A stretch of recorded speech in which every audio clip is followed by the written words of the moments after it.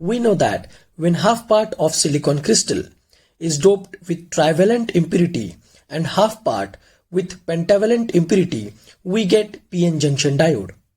The border where p region meets with n region is called the junction.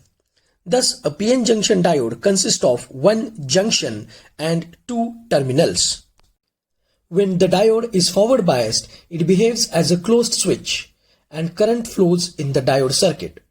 When the diode is reverse biased, it behaves as an open switch and no current flows in the diode circuit. This switching action of a diode allows it to be used as a rectifier. Generation of AC at a power station is more cost effective than producing DC power. The transmission of AC power is also more economic than transmitting DC power. This AC voltage varies sinusoidally. There are many electronic gadgets such as TV or a mobile charger which require a DC supply. Therefore, it is necessary to convert AC voltage into a DC voltage. The block diagram of simple rectifier circuit with respect to output waveform is shown over here. The AC main supply is connected to the primary of a transformer and its secondary is connected to a rectifier circuit. The AC voltage shown as a sinusoidal wave from the secondary of the transformer is converted into a DC voltage by a diode rectifier. This is shown as a pulsating wave. The output of the rectifier contains some AC component.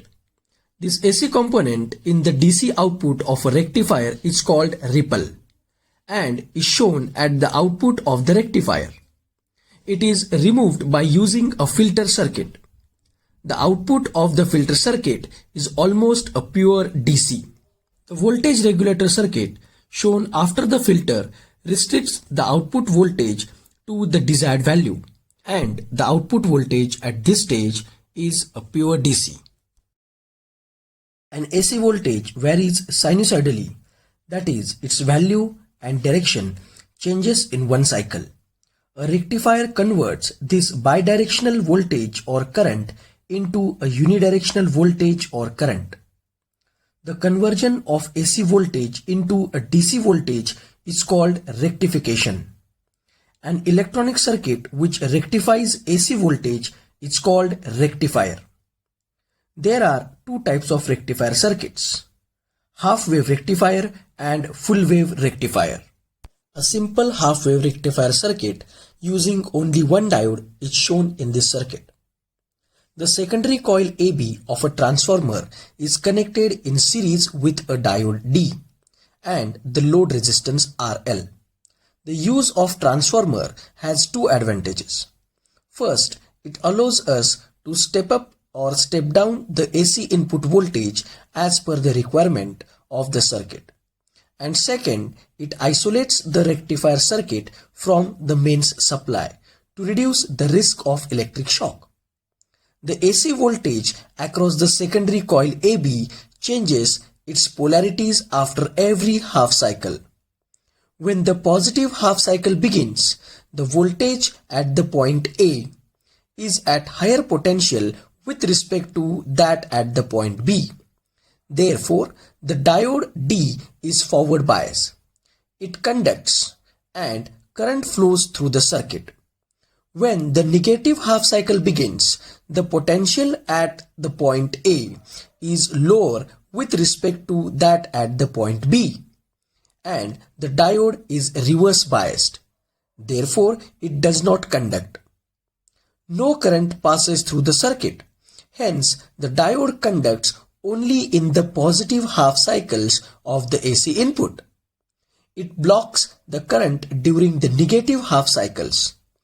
The waveform for input and output voltages clearly shows that the current always flows through the load resistance RL in the same direction for alternate positive half cycles only. Hence, a DC output voltage obtained across RL is in the form of alternate pulses.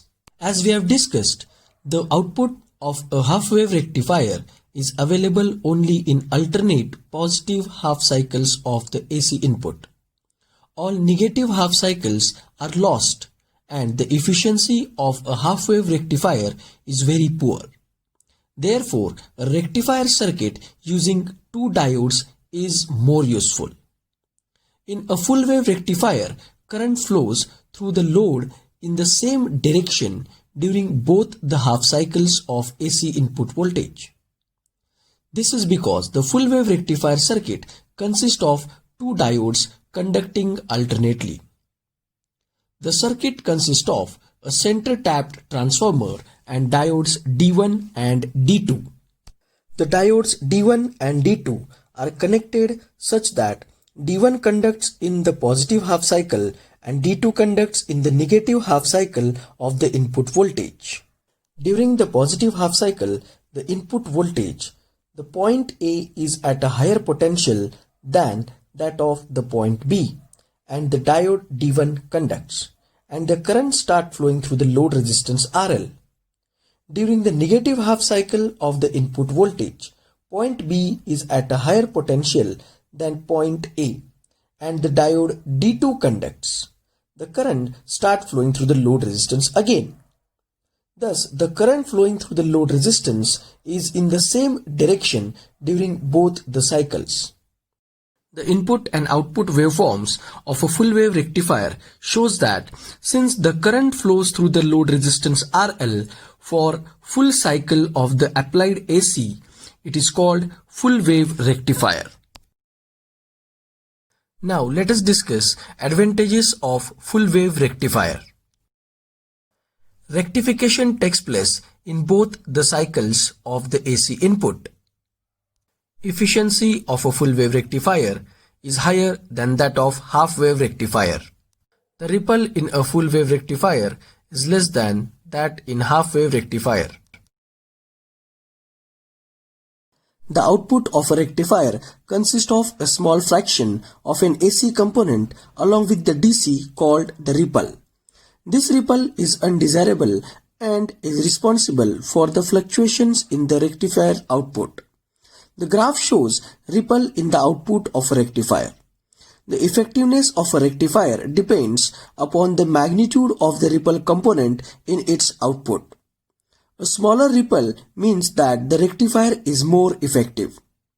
The ratio of root mean square value of the AC component to the value of the DC component in the rectifier output is known as ripple factor.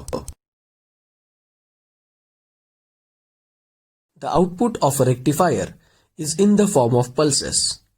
The output is unidirectional, but the output does not have a steady value.